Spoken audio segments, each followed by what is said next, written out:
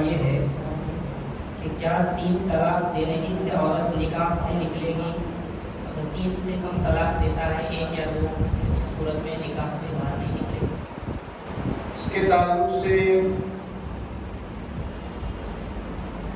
میں آپ کو بتاؤں کہ بہت سارے ہمارے مسلمان بھائی یہ سمجھتے ہیں کہ اگر عورت کو نکاح سے باہر نکالا گیا تو اس میں 3 طلاق دینا یہ ضروری ہے۔ چنانچہ مسائل شرعی عدالت میں ادارے شریعہ میں اس طرح کے عورتوں کے مسائل آتے رہتے ہیں، مردوں کی طرف سے بھی اس طرح کے مسائل آتے رہتے ہیں۔ اگر طلاق کی نوبت آتی ہے، طلاق دینے کی ضرورت پیش آتی ہے، تو اکثر یہی دیکھا جاتا ہے کہ مسلمان بھائیوں کی طرف سے، مسلمان بہنوں کی طرف سے اس چیز کا مطالبہ ہوتا ہے کہ 3 طلاق دی جائے تاکہ نکاح ختم ہو جائے، 3 طلاق دی جائے تاکہ عورت نکاح سے باہر نکل جائے۔ بلکہ جو دنیاوی ایجوکیشن حاصل کرنے والے وکیل ہوتے ہیں، جو اس طرح کے معاملات کو حل کرتے ہیں، دیکھا گیا ہے کہ وکیلوں میں بھی بہت سارے وکیل ایسے ہیں کہ سمجھتے ہیں کہ 3 طلاق دیں گے تبھی جا کر کے عورت نکاح سے باہر نکلے گی۔ حالانکہ شریعت کا حکم میں آپ کے سامنے عرض کروں، شریعت کا حکم یہ ہے کہ اگر ایک محفل میں ایک ہی لفظ سے اگر کوئی 3 طلاق دے گا تو 3 طلاق پڑ جائے گی، عورت پر 3 طلاق واقع ہوگی، لیکن وہ 3 طلاق دینے والا گنہگار ہوگا۔ یعنی 3 طلاق ایک ہی لفظ سے دینا جائز نہیں ہے۔ شریعت کا حکم یہ ہے کہ اگر عورت کو طلاق دینا چاہتے ہیں، نکاح سے باہر نکالنا چاہتے ہیں، تو 1 طلاق کافی ہے۔ 1 طلاق کے ذریعہ بھی عورت نکاح سے باہر ہو سکتی ہے۔ آپ 1 طلاق دے دیں، 1 طلاق دینے کے بعد جیسے ہی عدت ختم ہوگی تو عدت گزرنے کے بعد اب وہ عورت دوسری جگہ نکاح کر سکتی ہے، مرد کو تو پہلے ہی سے دوسری جگہ نکاح کی اجازت ہے۔ تو 3 طلاق دینے کی کوئی ضرورت نہیں ہوتی ہے، 1 ہی طلاق دی جائے، اگر ضرورت پیش آئے تو 1 طلاق کے ذریعہ معاملہ حل کر دیا جائے۔ اس لیے کہ اگر 3 طلاق دیں گے اور آئندہ کبھی پھر اس عورت اور مرد کو ایک ساتھ رہنے کا ارادہ بنے گا اگر ان کا، اور وہ ایک ساتھ رہنا چاہیں گے، تو اب مسئلہ بہت پیچیدہ ہو جائے گا، مسئلہ مشکل ہو جائے گا۔ اور اگر ایک ہی طلاق دی گئے، پھر 2-4 سال بعد اگر دونوں ساتھ میں رہنا چاہتے ہیں، اس میں بالکل آسان مسئلہ ہے کہ پھر سے نئے مہر کے ساتھ دونوں کا نکاح کروا دیں گے تو دونوں ایک ساتھ رہ سکیں گے۔ اگر 3 طلاق دے دیں گے تو شریعت کا حکم ہوگا کہ اب حلالے کے بعد پھر دونوں ایک ساتھ رہ سکیں گے۔ تو اس وجہ سے ایک ہی طلاق دی جائے، یہ مسئلہ آپ اپنے متعلقین کے درمیان بھی بیان کریں، جو اگر اس طرح کا معاملہ پیش آتا ہے تو ان تک آپ اس مسئلے کو پہنچا گے کہ 1 طلاق کافی ہے، 1 طلاق کے ذریعہ بھی عورت نکاح سے باہر نکل سکتی ہے، نکاح ختم ہو سکتا ہے۔ اس کی وضاحت فرمائیں مفتی صاحب کہ 1 طلاق دی، ابھی عدت ختم نہیں ہوئی ہے، مرد واپس عورت کو لانا چاہتا ہے عدت ختم ہونے سے پہلے 1 طلاق کی صورت میں، اس کی کیا صورت ہے؟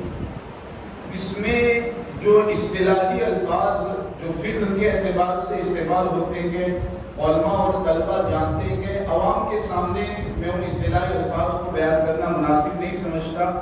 بس یہ سمجھ لیں کہ اگر لفظ طلاق سے طلاق دی، عام طور پر یہی ہوتا ہے کہ طلاق ہی کے لفظ سے طلاق دیتے ہیں، عام طور پر یہی ہوتا ہے نا کہ میں نے تجھے 1 طلاق دی، عام طور پر یہی ہوتا ہے کہ تو اگر لفظ طلاق سے طلاق دی تو اس صورت میں حکم یہ رہے گا کہ 1 طلاق دی گئے پڑ جائے گی، 2 طلاق دی گئے پڑ جائے گی، لیکن جب تک عورت عدت میں گئے اس صورت میں وہ نکاح میں واپس لینا چاہے تو نئے نکاح کی کوئی ضرورت نہیں ہے، بلکہ شوہر صرف اتنا کہہ دے کہ عورت کے سامنے مخاطب کرتے ہوئے کہ میں نے تجھے نکاح میں واپس لیا، اتنا کہنے کے ذریعہ عورت نکاح میں واپس آ جائے گی۔ یہ کب تک حکم ہے؟ عدت ختم ہونے تک۔ ہاں اگر عدت ختم ہو گئی، اب اگر وہ دونوں ساتھ میں رہنا چاہتے ہیں ایک طلاق دی گئے یا دو طلاق دی گئے تو ساتھ میں رہنا چاہتے ہیں تو حکم کیا رہے گا؟ عدت کے ختم ہونے کے بعد اب دوبارہ نئے بہن کے ساتھ نئے سرے سے نکاح پڑھائیں گے تب دونوں ساتھ میں رہ سکتے ہیں. لیکن عدت کے ختم ہونے سے پہلے شرعاً یہ رخصت اور اجازت ہے کہ نکاح میں واپس لینا چاہیں تو نئے سرے سے نکاح کی کوئی ضرورت نہیں ہے. تو لفظ طلاق سے طلاق دے اس کو فقہ کی اصطلاح میں صریح طلاق کہتے ہیں. صریح الفاظ سے طلاق دے تو اس کا حکم یہ رہتا کہ اس کے علاوہ دیگر طلاق کے الفاظ جو ہیں اگر ان الفاظ کے ذریعے طلاق دیتا ہے تو پھر اس میں عدت کے اندر بھی عورت کو نکاح میں واپس لینے کا اختیار نہیں ہوتا ہے. اگر نکاح میں واپس لینا ہے تو دوبارہ نئے سرے سے نکاح کرنا پڑے گا. تو یہ اجمالی طور پر میں نے آپ کے سامنے یہ حکم بیان کر دیا. اگر اس طرح کا کوئی معاملہ پیش آتا ہے تو آپ کو اپنے طور پر فیصلہ نہیں کرنا کہ کسی مفتی صاحب سے کسی عالم صاحب سے رابطہ کر لینا کہ وہ جیسی رہنمائی فرمائے اس کے مطابق آپ کو عمل کرنا ہے. ایک سوال یہ ہے کہ کیا طلاق کے لیے عورت کا سامنے ہونا یا اس کا سننا ضروری ہے؟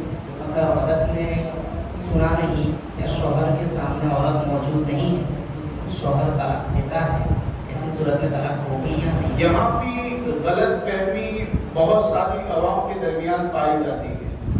اس طرح کے سوالات عورتوں کی طرف سے کیے جاتے ہیں یا مردوں کی طرف سے ہوتے ہیں کہ شوہر طلاق دے رہا تھا اس وقت عورت اس کے سامنے نہیں تھی تو سمجھتے ہیں کہ اب تو طلاق نہیں پڑی کیونکہ عورت کا سامنے ہونا ضروری ہے یہ سمجھا جاتا ہے. ایسے ہی بعض عوام یہ سمجھتی ہے کہ عورت کا سننا ضروری ہے. عورت اگر طلاق کے الفاظ سنے گی تبھی جا کر کے طلاق واقع ہوگی.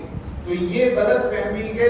ایسا حکم شریعت کے اعتبار سے نہیں ہے. عورت کا سننا بھی ضروری نہیں ہے اور عورت کے علاوہ کسی اور کا سننا بھی ضروری نہیں ہے. شوہر اکیلے کسی کمرے میں بیٹھ کر کے تنہا بیٹھ کر کے طلاق دے دیتا ہے طلاق پڑ جائے گی. ایسے ہی عورت اگر سامنے نہیں ہے شوہر نے طلاق دی ہے تو طلاق پڑ جائے گی. تو عورت کا سننا ضروری نہیں ہے عورت کا سامنے ہونا بھی ضروری نہیں ہے. جزاک اللہ تعالیٰ خیرا. ایک خاص بات یاد رکھیں اگر آپ لوگوں کے ذہن میں بھی کوئی سوال آتا ہے اس تعلق سے پوچھنے کی اجازت ہے. ایک سوال یہ ہے کہ مرد کا ایک سے زیادہ انگوٹھی پہننا جائز ہے یا ناجائز؟ انگوٹھی کے تعلق سے یاد رکھیں کہ زیورات جو انگوٹھی ہے یا ہاتھ میں کڑا پہنتے ہیں یا چین وغیرہ پہنتے ہیں اس طرح کے جتنے بھی زیورات ہیں تو عورت اور مرد کے درمیان احکام الگ الگ ہیں. عورت کے لیے تو شریعت کا حکم یہ ہے کہ سونے اور چاندی کے زیورات عورت جتنا پہننا چاہے پہن سکتی ہے. چین پہننا چاہتی ہے سونے یا چاندی کی چین پہن سکتی ہے. ہاتھ میں کڑا پہننا چاہتی ہے انگوٹھی پہننا چاہتی ہے.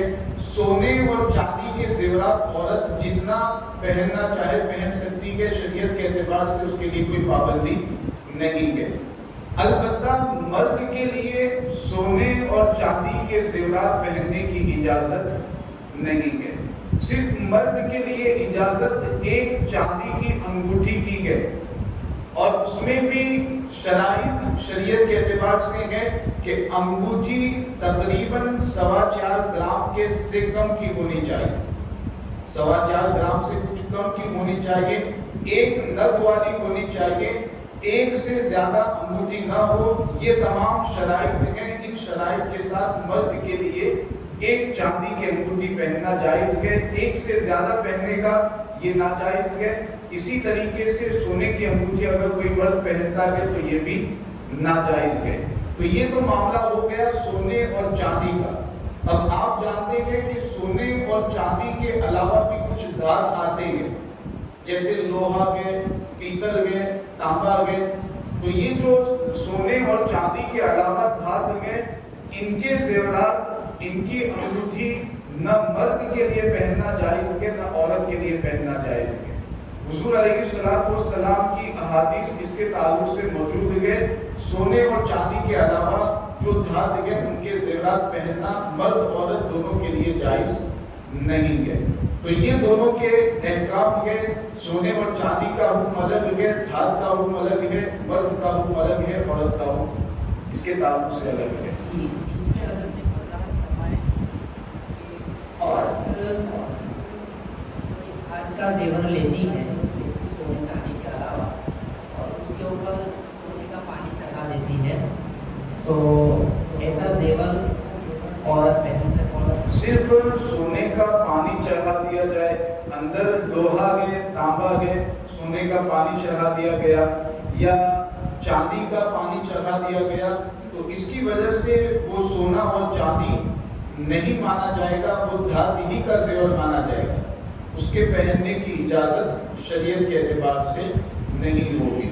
اب یہ مسئلہ ایسا ہے کہ ہماری عوام کے درمیان جو مسلمان مائیں بہنیں ہیں ان کے درمیان چونکہ یہ مسئلہ رائج نہیں ہے، یہ مسئلہ لوگ جانتے نہیں ہیں، تو اس کی وجہ سے آپ یہ دیکھیں گے کہ سونے چاندی کے علاوہ جو زیورات ہوتے ہیں جن کو آرٹیفیشل زیورات کہتے ہیں، تو ایسے زیورات پہننا یہ عام ہو چکا ہے۔ آپ حضرات کی ذمہ داری بنتی ہے کہ اپنے گھر کی عورتوں کو بھی اس سے منع کریں، اس سے روکنے کی کوشش کریں، متعلقین میں جو عورتیں ہیں ان کو بھی یہ مسئلہ بتائیں تاکہ زیادہ سے زیادہ عورتیں اس مسئلے پر عمل کریں۔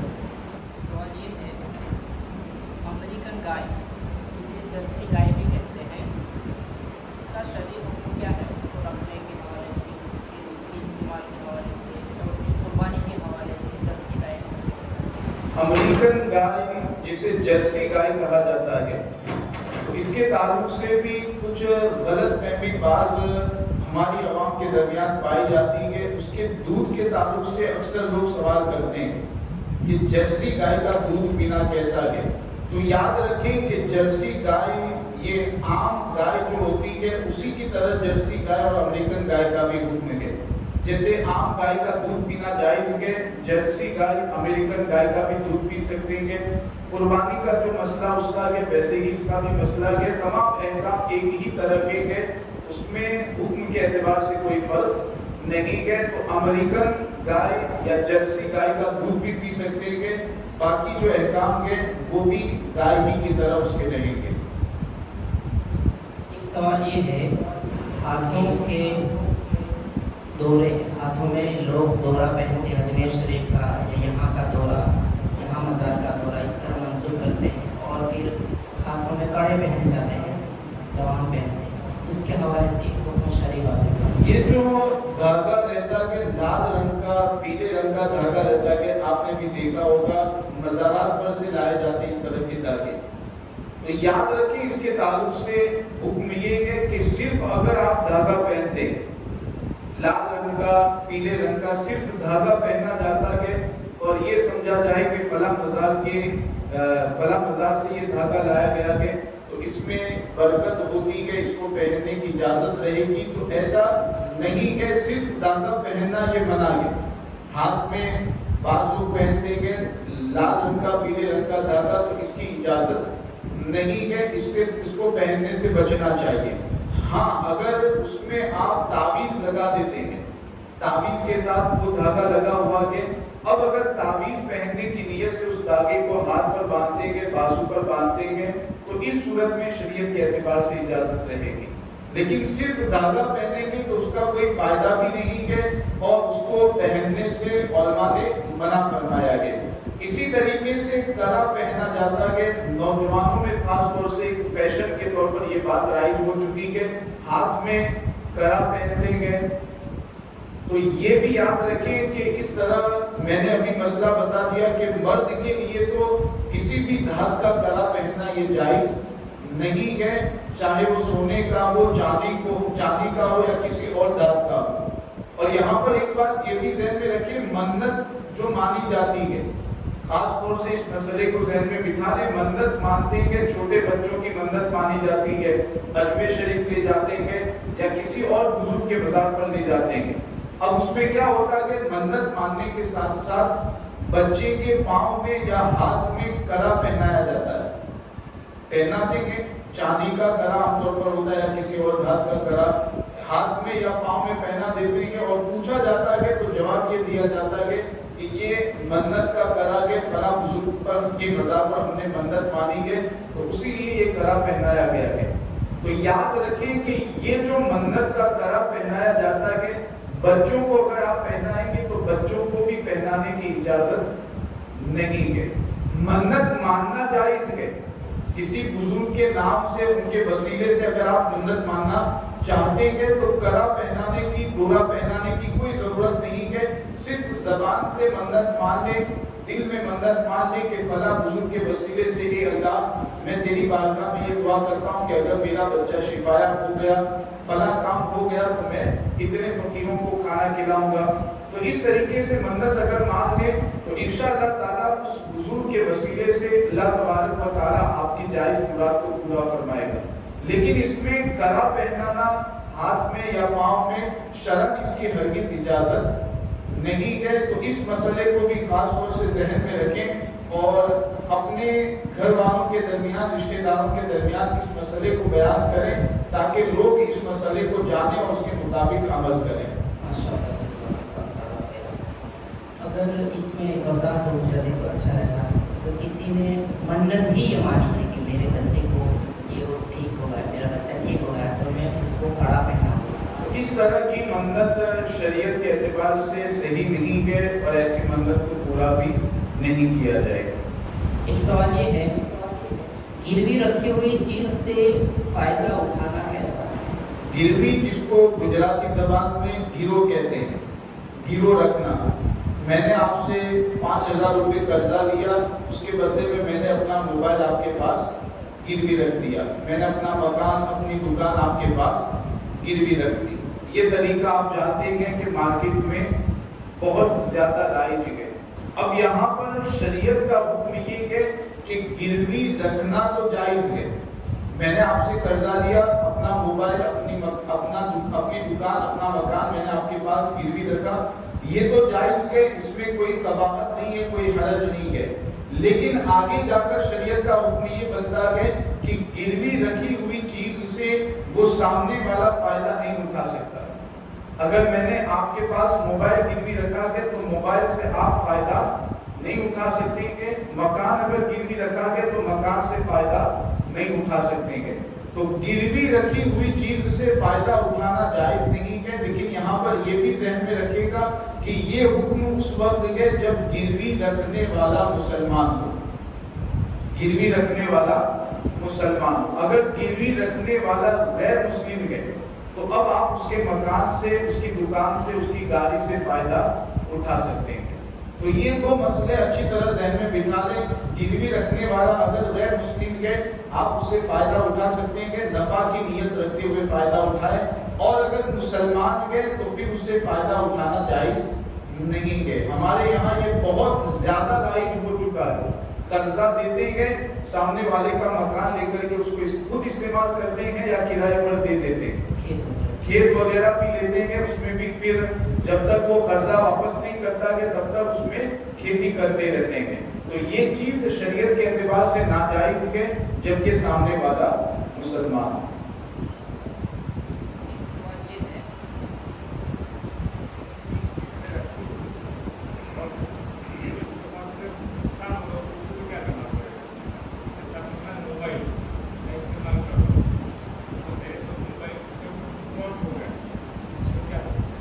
اولاً تو استعمال کرنے کی اجازت ہی نہیں ہے.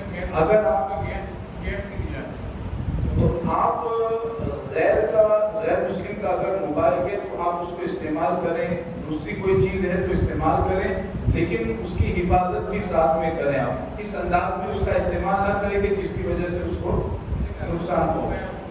تو ایسی صورت میں اگر وہ یہ کہتا ہے کہ ٹھیک ہے آپ سے جو بھی نقصان ہوا ہے اس سے اب میں وہ چیز واپس لے لیتا ہوں, موبائل واپس لے لیتا ہوں, تب تو کوئی حرج نہیں. اگر وہ کچھ تاوان مانگتا ہے کہ آپ کو اتنا نقصان مجھے دینا پڑے گا, اتنے پیسے دینے پڑیں گے, تو آپ اس میں پیسے اس کو ادا کر دیں.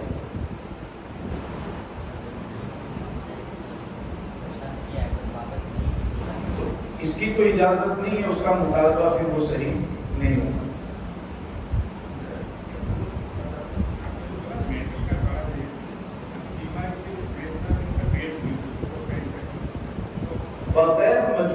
کے اور بغیر کسی جائز مقصد کے پہنتے ہیں تو اجازت نہیں ہے. اگر وہ پریشر کی بیماری ہے اور اس طرح کا کرا گے جس سے بیماری میں فائدہ ہوتا ہے, واقعی بیماری میں فائدہ ہوتا ہے, تو پھر چونکہ جائز مقصد کے لیے آپ پہن لیں گے, بیماری سے بچنے کے لیے, بیماری سے شفا حاصل کرنے کے لیے پہنتے ہیں تو اس کی اجازت رہے گی. جتنی ضرورت ہے اتنی حد تک اجازت رہے گی. لیکن آج کل جو پہنتے ہیں بغیر مجبوری کے, ایسے ہی شوق کے طور پر پہنتے ہیں یا یہ منت کے نام سے پہنایا جاتا ہے, تو اس کی شرعی اجازت نہیں ہے. ایک سوال یہ ہے کہ سودا کسی چیز کے لین دین کا ہوتا ہے, پھر سودا ختم کرتے ہیں, اب سودے کے وقت جو بیعانہ یا بارہ جسے گجراتی میں کہتے ہیں, اس میں جو پیسے دیے جاتے ہیں وہ واپس نہیں کرتے ہیں, تو واپس کرنا ضروری ہے یا اس کے لیے؟ جب سودا ختم کر دیا گیا, گاڑی کا سودا ہوا, مکان کا سودا ہوا, اور سامنے والے نے یعنی جو خریدنے والا تھا اس نے کچھ بیعانہ کے طور پر یعنی بانا کھاتے کے طور پر کچھ رقم دے دی, 1,00,000 روپے 50,000 روپے دیے. اب کیا ہوا, بعد میں وہ سودا مکمل نہیں ہو پایا, سودا ختم ہو گیا, تو انہوں نے یہ طے کیا کہ اب یہ چیز ہمیں لینی دینی نہیں ہے, اس کی بے, اس کی خرید و فروخت ہمیں نہیں کرنی ہے. جب ایسا معاملہ ہوا تو اب جو پیسے مکان کے مالک نے, دکان کے مالک نے, گاڑی کے مالک نے لیے ہیں بانا کھاتا کے طور پر, بیعانہ کے طور پر, تو وہ پیسے واپس کرنا ضروری ہے. یہاں پر بھی بہت سارے لوگ یہ کرتے ہیں کہ سودا ختم ہونے کے بعد بھی وہ پیسے رکھ لیتے ہیں. سودا ختم ہو گیا تو اب وہ واپس پیسے جو دینے رہتے ہیں بیعانہ کے وہ واپس نہیں کرتے ہیں. 50,000 دیے ہیں, 5,000 دیے تو اپنے پاس ہی رکھ لیتے ہیں اور سمجھتے ہیں کہ یہ رکھنا ہمارے لیے جائز ہے, اس کو واپس کرنا ہم پر ضروری نہیں ہے. حالانکہ شریعت کے اعتبار سے سودا اگر ختم ہو گیا, اگر سودا فکس نہیں ہو پایا, ڈیل مکمل نہیں ہو پائی, تو اب جو بیعانہ کے طور پر پیسے دیے گئے وہ مالک کو واپس کرنا ضروری ہے. مالک اپنے پاس اس کو نہیں رکھ سکتا ہے. ایک سوال یہ ہے کہ شرکت پارٹنرشپ میں جو دھندا لوگ کرتے ہیں اس میں پروفٹ فکس کر لیا جاتا ہے, نفع متعین کر لیا جاتا ہے, تو یہ کیسا ہے؟ دیکھیے, شریعت نے پارٹنرشپ کے طور پر اجازت کرنے کی, کاروبار کرنے کی اجازت دی ہے. پارٹنرشپ کے طور پر آپ کاروبار کر سکتے ہیں, تجارت کر سکتے ہیں, لیکن اس میں ایک خاص مسئلہ یہ ذہن میں رکھنا ہے کہ جب دو مسلمان کے درمیان پارٹنرشپ ہو رہی ہے, دو مسلمان آپس میں پارٹنرشپ کر رہے ہیں, پارٹنر بن رہے ہیں, تو اس میں دو چیزوں کا لحاظ رکھنا ہے. ایک چیز تو یہ ہے کہ نفع اور نقصان دونوں میں حصے دار رہیں گے, نفع اور نقصان دونوں میں حصے دار رہیں گے. اگر نفع ہوتا ہے تب بھی دونوں کا حصہ رہے گا, اس میں نقصان ہوتا ہے تب بھی حصہ رہے گا. تو ایک بات تو یہ ہے. دوسری بات کہ اس میں جو نفع متعین کیا جائے وہ پیسوں کے اعتبار سے متعین نہ کیا جائے. پیسوں کے اعتبار سے کا مطلب جیسے میں آپ سے پارٹنرشپ کروں اور یہ کہتا ہوں کہ مہینے میں آپ کو مجھے 5,000 دینے ہیں, تو یہ جو میں نے پیسے متعین کر دیے ہیں یہ شرعاً صحیح نہیں ہے. شریعت کے اعتبار سے ایسا نہیں کر سکتے کہ پارٹنرشپ میں جو نفع متعین ہونا چاہیے وہ کس اعتبار سے رکھے, پرسنٹیج کے اعتبار سے رکھے. 40% 40% میرا, 60% آپ کا, 50% میرا, 50% آپ کا. اس طرح پرسنٹیج کے اعتبار سے نفع متعین کیا جائے, پیسوں کے اعتبار سے نفع ہرگز متعین نہ کیا جائے, جبکہ دونوں طرف مسلمان ہے, دونوں پارٹنر مسلمان ہیں. ہاں, اگر آپ کا جو سامنے والا پارٹنر ہے وہ غیر مسلم ہے تو اب اگر آپ پیسے بھی متعین کرنا چاہتے ہیں, آپ کا اس میں فائدہ ہے, تو آپ پیسے بھی متعین کر سکتے ہیں. مسلمان نہیں ہے تب کی بات ہے, اور اگر مسلمان کے دونوں پارٹنر تو پرسنٹیج کے اعتبار سے نفع متعین کیا جائے گا. کم زیادہ رکھ سکتے ہیں, 40% آپ کا رکھا جائے.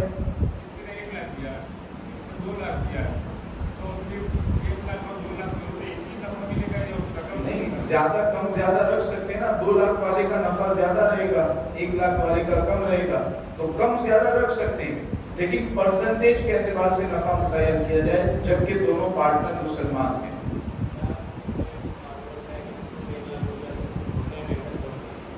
तो उसको फिर स्लीपिंग पार्टनरशिप कहते हैं, अंग्रेजी में उसको कहते हैं स्लीपिंग पार्टनरशिप। और उसका हुक्म ये रहता है कि उसमें भी परसेंटेज के एतबार से नफा मुतय्यन करेंगे, परसेंटेज के एतबार से कि इतना परसेंटेज 20% आपका रहेगा, 20% आपका रहेगा, 80% मेरा रहेगा। इस तरह जो भी आप मुतय्यन करना चाहें अपने तौर पर कर सकते हैं। नुकसान तो जिसके पैसे हैं उसी का नुकसान होगा, उसमें पैसे तो वो मेहनत करने वाले का तो रुपया भी नहीं लगा उसमें, तो उसका तो नुकसान होगा ही नहीं, नुकसान उसी का होगा जिसके पैसे हैं। स्लीपिंग पार्टनरशिप में नुकसान उसी का होगा जिसके पैसे हैं। और मुतलकन जो पार्टनरशिप होती है जिसमें दोनों कामकाज करते हैं, दोनों पार्टनर मेहनत करते हैं, तो उसमें नफा नुकसान दोनों में, दोनों शरीक और दोनों पार्टनर हिस्सेदार रहेंगे। अभी एक सवाल ऊपर वाला हुआ, सौदे वाला बारह खात वाला, तो उसमें अगर एक शख्स डील कैंसिल कर रहा है खरीदने वाला, तो ऐसी सूरत में लेने वाला जो है वो बयान बारह खात रख सकता है या ऐसी सूरत में उसको वापस करना पड़ता है? इस सूरत में भी वापस करना तो जरूरी है। अब ये अलग मसला है कि वो खरीदने वाला जो डील कैंसिल कर रहा है तो क्या कोई मजबूरी है, क्या कोई वजह है, या ऐसे ही बिला वजह वो कैंसिल कर रहा है। अगर बिला वजह कैंसिल कर रहा है तो शरीयत के एतबार से वो गुनहगार होगा, क्योंकि जब डील पहले से बातचीत हो चुकी थी, वादा हो चुका था, उसके बाद डील कैंसिल कर रहा है और कोई खास वजह नहीं है, तो वो गुनाहगार होगा, वो अलग मसला है। लेकिन इस सूरत में भी जो बारह खाता की रकम है वो वापस ही करनी पड़ेगी। ऐसा नहीं कि वो खरीदार डील कैंसिल कर रहा है तो आप वो रकम रख सकते हैं, ऐसा नहीं कर सकते। अब अगर आप ऐसा मामला करना चाहते हैं तो डील को इस तरीके से आप फिक्स पहले ही से कर लें, ये ना रखें कि बाद में 2-4 दिन 5 दिन बाद करेंगे, पहले ही से फिक्स कर लें कि ये सौदा हमने मुकम्मल किया, मैंने आपको ये सामान दिया, पैसे भी उससे ले लें या पैसे उधार रखें, लेकिन डील पहले से फिक्स कर लें। अगर लिख दिया है कि भाई ये अगर आपने सौदा कैंसिल किया तो आपके पैसे जाएंगे, ऐसा अगर पहले से लिखा हुआ है तो भी तब भी इजाजत नहीं होगी, मुसलमान है तो अगर मजबूरी उसकी है तो भी वापस का, अगर नहीं है फिर भी वापस करना पड़ेगा। फिर भी करना जी। अगर जैसे टाइम दिया है कि 5-6 महीने के बाद देंगे, अगर 5-6 महीना वेट किया फिर भी वो कैंसिल कर रहा है, मजबूरी है या नहीं है, फिर भी वापस ही करना पड़ेगा। अगर मुसलमान है तो वो गुनहगार होगा कि नहीं होगा वो अलग से हुक्म रहेगा, लेकिन जो पैसे आपने लिए हैं वो तो वापस करने ही पड़ेंगे, आपने पहले से शर्त लगाई हो या ना लगाई हो, दोनों सूरतों में। तो डील पहले से फिक्स कर ले, मैं ये कहना चाह रहा हूँ कि डील फिक्स ही कर ले, डील फिक्स कर ले यानी सौदा हो चुका, मैंने ये सामान आपको बेच दिया, इस तरीके से मुतय्यन कर ले ताकि आगे जाकर इस तरह का कोई मसला ही ना आए। तो डील तो हो ही जाती है, लेकिन पैसे का जो मामला रहता है ना वो उसका टाइम रहता है 2-3 महीने या कुछ भी। अगर डील हो चुकी है तो इस सूरत में फिर आप वो वापस उसको तय को खत्म करना चाहते हैं, वो जो डील हुई है उसको खत्म करना चाहते हैं, तो वो फिर अलग मसला हो जाएगा। ये जो बयाना का मतलब ये होता है कि अभी डील मुकम्मल नहीं हुई, यानी सौदा मुकम्मल नहीं हुआ, सौदा मुकम्मल नहीं हुआ, अभी पेंडिंग में है, तो इस सूरत में हुक्म ये रहेगा कि अगर पेंडिंग में था और आपने कैंसिल किया या उसने कैंसिल किया तो जो रकम बयाना के तौर पर, बाना खाते के तौर पर ली गई है उसको वापस दे देंगे। अगर डील फिक्स हो चुकी है तब तो सामने वाला वो मालिक हो गया, जैसे गाड़ी आपने बेची और गाड़ी आपने उसको दे दी है कि ये गाड़ी मैं तुम्हें देता हूँ, सौदा भी मुकम्मल हो गया, गाड़ी आपने उसको दे दी, 4 महीने बाद ये तय पाया कि आपको पैसे देने हैं। अब अगर वो पैसे आपको रिटर्न नहीं करता है तो आपका तो हक बनता है, अगर 25,000 में सौदा हुआ है तो 25,000 आपको लेना है और गाड़ी तो आपने दे दी है, तो ऐसी सूरत में अब आपको 25,000 उसके पास किसी भी तरह लेने हैं। अब वो आप किसी भी तरह उसका कोई दूसरा सामान ले ले, पैसा ले, किसी भी तरह अपने पैसे आप उससे वसूल कर सकते हैं।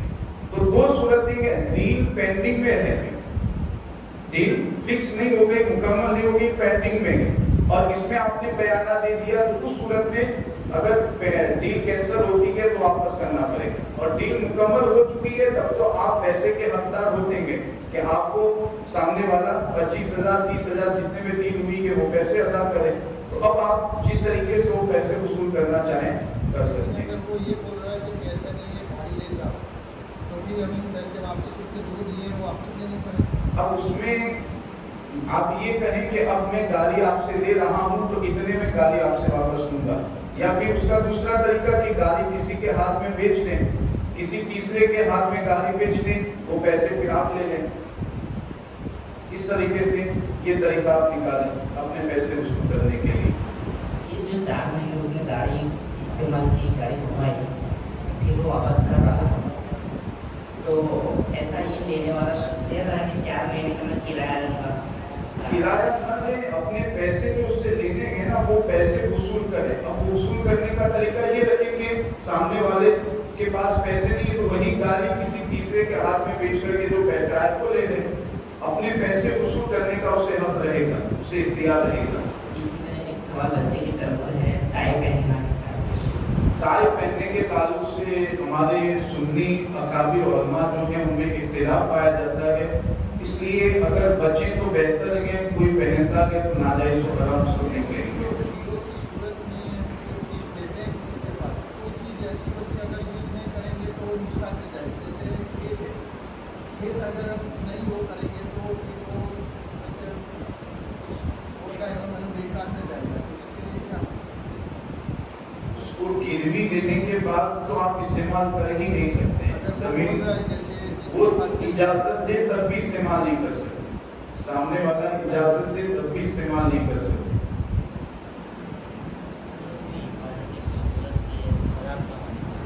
خراب تو کیا زمین تھوڑی خراب ہو جائے گی،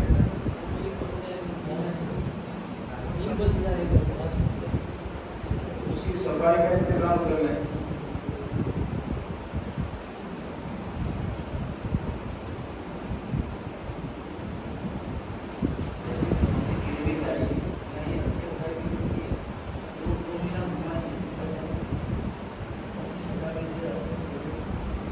اس میں تو یہ چیز رہے گی نا کہ وہ گروی گاڑی، جیسے آپ کے پاس گاڑی گروی رکھی تھی کسی نے، آپ تو مالک ہے نہیں گاڑی کے، گاڑی کا مالک تو وہ سامنے والا ہے۔ اب آپ اس گاڑی کو بیچ رہے ہیں تو آپ تو مالک ہی نہیں ہے، تو آپ کو بیچنے کا اختیار کیسے ہوگا؟ جس چیز کے آپ مالک ہیں اس کو بیچیں گے آپ دوسرے کے ہاتھ میں۔ اب گروی رکھی ہوئی چیز کا میں مالک ہوں نہیں۔ ہاں یہ معاملہ ہے کہ آپ نے جتنا اس کو قرضہ دیا ہے، مثال کے طور پر 30,000 روپے آپ نے اس کو قرضہ دیا ہے، 1 مہینے کا 2 مہینے کا وعدہ تھا کہ 2 مہینے بعد آپ کو ریٹرن کرنا ہے، 2 مہینے گزر گئے پھر بھی وہ پیسے آپ کو نہیں دیتا ہے، 3 مہینے 4 مہینے آپ مطالبہ کر رہے ہیں پھر بھی وہ پیسے نہیں دے رہا ہے، تو وہ گروی رکھنے کا فائدہ یہی ہے۔ شریعت نے اس کا فائدہ یہ بیان کیا ہے کہ گروی رکھیں گے آپ، اگر وہ سامنے والا آپ کا قرضہ نہیں دیتا ہے تو وہ جو اس کا سامان ہے اس کو بیچ کر کے آپ اپنے پیسے وصول کر سکتے ہیں۔ تو اب اگر وہ آپ کو قرضہ نہیں دے رہا ہے، اس کی گاڑی ہے، مکان ہے، کچھ بھی ہے، تو آپ اس کو بیچ دیں۔ اب بیچنے کے بعد 30,000 آپ کا قرضہ تھا، وہ گاڑی اگر 35,000 میں بکتی ہے تو 30,000 آپ اپنے لے لیں گے اور 5,000 روپے اس کو واپس کر دیں گے۔ اگر 40,000 میں بکتی ہے تو 30,000 آپ اپنے لے لیں گے۔ تو جتنا قرضہ آپ نے دیا ہے اس گاڑی کو، اس مکان کو بیچ کر کے اتنا قرضہ آپ وصول کر لیں گے، زیادہ پیسے جو بھی آتے ہیں وہ آپ سامنے والے کو دے دیں گے۔ تو گروی رکھنے کا اصل فائدہ وہی ہے، اصل مقصد وہی ہے کہ اگر سامنے والا قرضہ نہیں دے رہا ہے تو اس چیز کو بیچ کر کے آپ اپنا قرضہ وصول کر سکتے ہیں۔ اگر کم ملا ہے تو آپ پورا رکھ لیں، باقی جو 4-5 ہزار کم ملیں گے ابھی سامنے والے پر آپ کے باقی رہیں گے، سامنے والے کو دینا ضروری ہے۔ اجازت لینے کی کوئی ضرورت نہیں ہے، بار بار مطالبہ کرنے کے باوجود بھی وہ آپ کا قرضہ ادا نہیں کرتا ہے، قرضہ واپس نہیں کرتا ہے، تو اس صورت میں اجازت کی کوئی ضرورت نہیں، ڈائریکٹ آپ کو اختیار کے آپ بھیج سکتے ہیں۔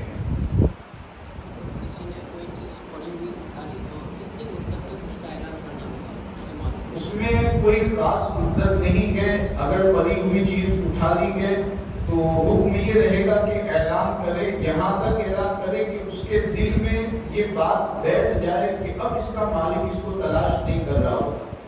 یہاں تک اعلان کرے جیسے یہاں مسجد کے باہر کوئی چیز ملی، اب آپ کو اعلان کرنا پڑے گا. مسجد کے بورڈ پر آپ نے لکھا، اعلان مسجد کے باہر آپ نے کیا، 2-4 دن 2-3 ہفتے اعلان کیا، پھر آپ کے دل میں بات بیٹھ گئی کہ اب اس کا جو مالک ہے وہ مالک اس کو تلاش نہیں کر رہا ہوگا. اس صورت میں حکم یہ رہے گا کہ اب اس چیز کو آپ فقیر کے حوالے کر دیں، اور نیت یہ رکھیں کہ اگر مالک آئے گا اور مالک آنے کے بعد اگر مطالبہ کرے گا کہ مجھے تو میرا سامان چاہیے، میری چیز چاہیے، میرے پیسے چاہیے، تو آپ اپنی جیب سے وہ پیسے اسے ادا کر دیں. یہ نیت رکھیں. تو اس میں کوئی مدت خاص متعین نہیں ہے، جیسی چیز رہے گی، جیسا سامان رہے گا، اس کے اعتبار سے کنڈیشن بدلتی رہے گی.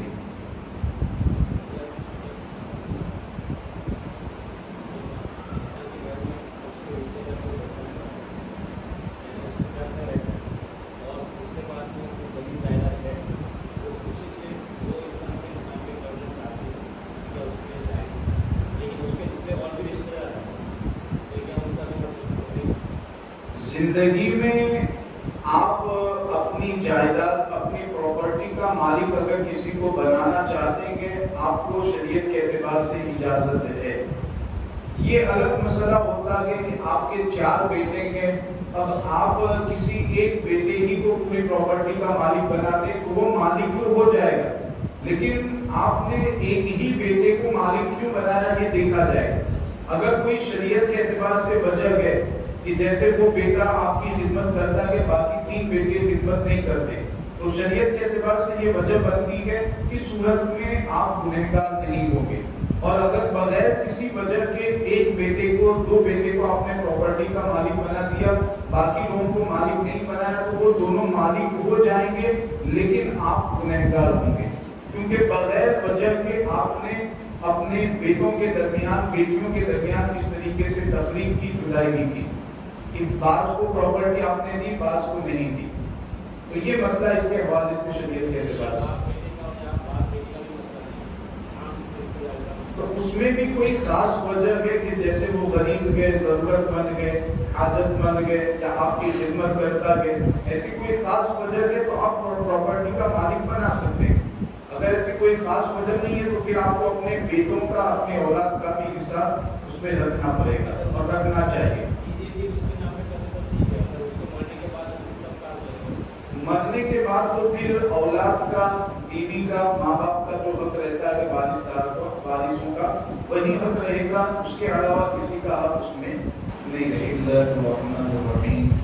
الصلاة والسلام علیک یا نبی اللہ، الصلاة والسلام علیک یا امام الانبیاء، وعلی آلک واصحابک یا شفیعنا یوم الجزاء. مولا تبارک و تعالی تیرے دین کے احکام اور مسائل سیکھنے کے لیے اس محفل کا ہم نے انعقاد کیا. مولا تبارک و تعالی اس محفل کو اپنی بارگاہ میں شرف کی قبولیت عطا فرما. یا اللہ، یا رحمان، یا رحیم، جتنے بھی احکام و مسائل یہاں پر بتائے گئے ان کے بیان کرنے میں، سننے میں، سمجھنے میں اگر کوئی خطا لفظی ہوئی ہو تو اسے معاف فرما. ان تمام احکام و مسائل کو صحیح طریقے پر سمجھنے اور ان مسائل پر عمل کرنے اور انہیں دوسروں تک پہنچانے کی توفیق عطا فرما. یا اللہ، یا رحمان، یا رحیم، شریعت کے احکام کا علم حاصل کرنے اور اس کے مطابق عمل کرنے کی توفیق عطا فرما. بقیہ زندگی جو بھی ہے اس میں گناہوں سے دور ہو کر اور نیکیوں سے قریب ہو کر زندگی گزارنے کی توفیق عطا فرما. تمام مسلمانوں کی جان و مال، عزت و آبرو ایمان کی حفاظت فرما. اللهم ربنا إننا سمعنا مناديا ينادي للإيمان أن آمنوا بربكم فآمنا ربنا فاغفر لنا ذنوبنا وكفر عنا سيئاتنا وتوفنا مع الأبرار. إن الله وملائكته يصلون على النبي يا أيها الذين آمنوا صلوا عليه وسلموا تسليما. اللهم صل على سيدنا مولانا محمد وبارك وسلم صلاة وسلام عليك يا رسول الله صلى الله تعالى عليه وسلم. وسلم افوض امري الى الله ان الله بصير بالعباد برحمتك يا ارحم الراحمين.